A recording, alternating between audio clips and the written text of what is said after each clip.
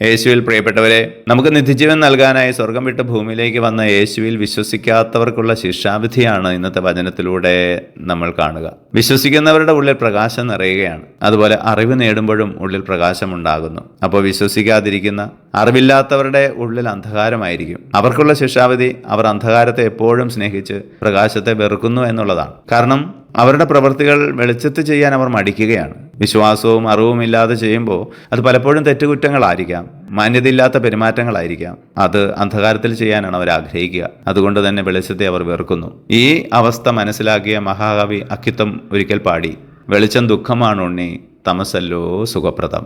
പ്രിയപ്പെട്ടവരെ, ക്രിസ്മസ് നമ്മളിൽ പ്രകാശം നിറയ്ക്കുന്ന ഒരു അവസരമാണ്. പ്രകാശത്തെ സ്നേഹിക്കാം. നമ്മളിലുള്ള വിശ്വാസക്കുറവും അജ്ഞതയുമാകുന്ന അന്ധകാരത്തെ വിശ്വാസം കൊണ്ടും അറിവുകൊണ്ടും നിർമ്മാർജ്ജനം ചെയ്ത് പ്രകാശത്തിന്റെ പ്രവൃത്തികൾ ചെയ്യുന്നവരായി മാറാൻ സാധിക്കട്ടെ. ഈശോയെ, ഞങ്ങളെ അനുഗ്രഹിക്കണമേ, ഇപ്പോഴും എപ്പോഴും എന്നേക്കും. ആമേൻ.